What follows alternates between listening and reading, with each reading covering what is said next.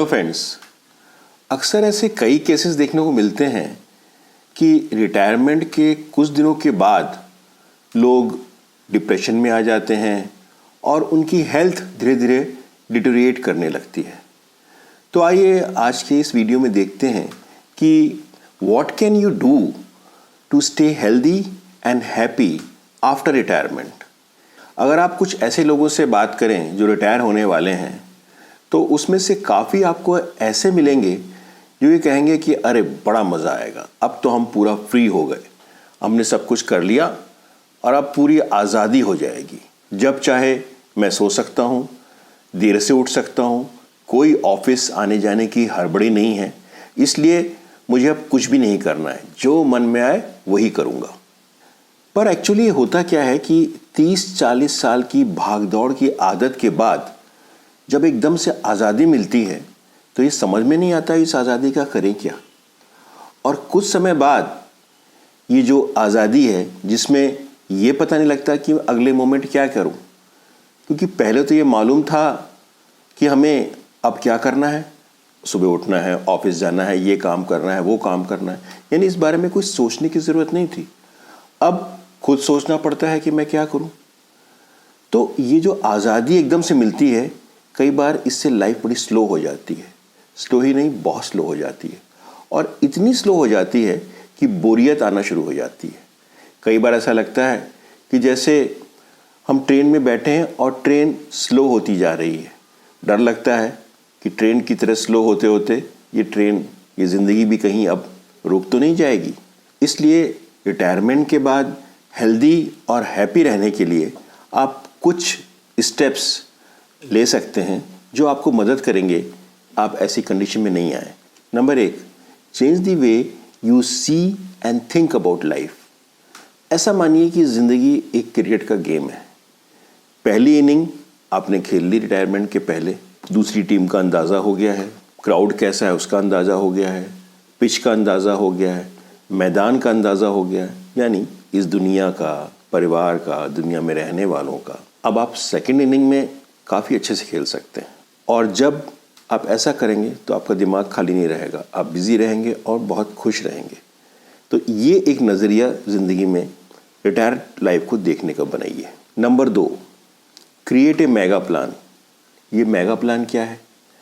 देखिए, ऐसा है कि हमने जब नौकरी शुरू की, यानी एडल्ट मैच्योर लाइफ, जिम्मेदारी वाली, और उसके बाद हम रिटायर हुए, तो नौकरी कितने साल करता है आदमी? 30-35, मैक्सिमम 40 साल। 60 की उम्र में रिटायर होने के बाद हो सकता है आप 80 साल दिए, हो सकता है 90, हो सकता है 100 या उससे भी ज़्यादा।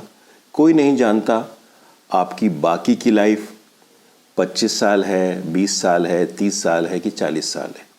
यानी कि ये लाइफ एडल्टहुड में बिताई उससे कम भी हो सकती है, उसके बराबर भी हो सकती है, लेकिन चांसेस हैं कि उससे ज़्यादा भी हो सकती है। तो क्या इतने बड़े लाइफ स्पैन को आप सिर्फ ये सोच के कि ठीक है मेरा काम हो गया, अब मैं आराम करूँगा, बिताना चाहिए? और यही कारण है बोरियत, डिप्रेशन और हेल्थ डाउन होने का।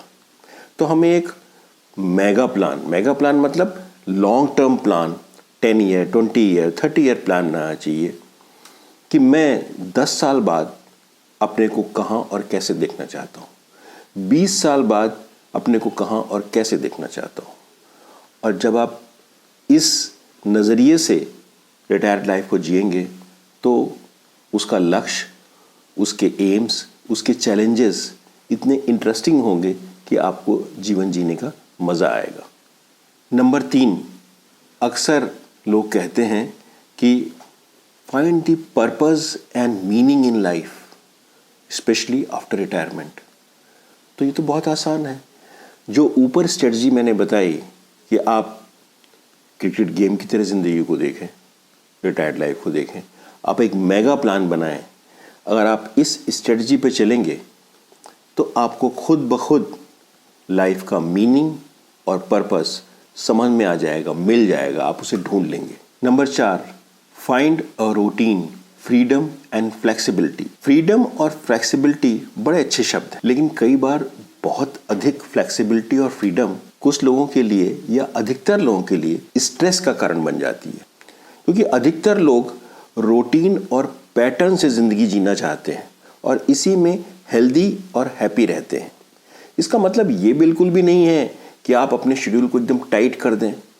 भाई पहले की तरह सैटरडे संडे या उससे भी रिलैक्स रहते हुए छुट्टियाँ सैटरडे संडे को एंजॉय करिए, खूब एंजॉय करिए, लेकिन लाइफ में एक पर्पस, मीनिंग, पैटर्न ये रहना चाहिए। Number 5, stay socially connected. Daily काम के कारण आदमी काफ़ी सोशल इंटरेक्शंस होते रहते हैं। ऑफिस में नए काम आते हैं, नई समस्याएं आती हैं, आप उसका सोल्यूशन निकालते हैं, नए लोगों से मिलते हैं। ये बात सही है कि आफ्टर रिटायरमेंट हमारा सोशल इंटरेक्शन कम हो जाता है और सोशल इंटरेक्शंस कम होने का, अकेलेपन का काफ़ी प्रभाव एजिंग पर पड़ता है। तो आपको क्या करना चाहिए?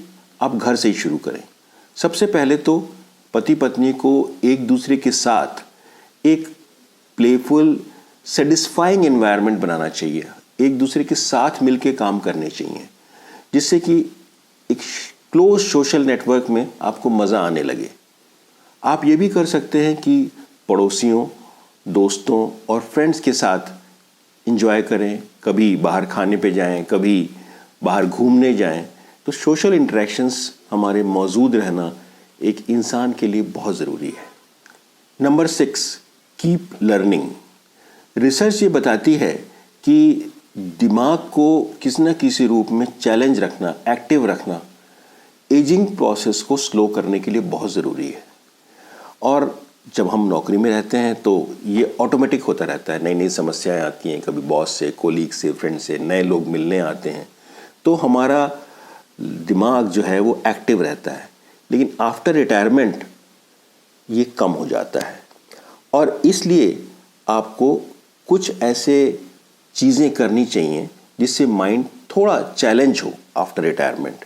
जैसे आप क्रॉसवर्ड पजल कर सकते हैं, सुडोकू खेल सकते हैं, कुछ वॉलंटरी वर्क कर सकते हैं, अंडर प्रिविलेज बच्चों को और एडल्ट को पढ़ाने का काम कर सकते हैं, या फिर नई स्किल्स जैसे पेंटिंग, म्यूज़िक, फोटोग्राफी वगैरह सीख सकते हैं। नंबर 7, ईट वेल।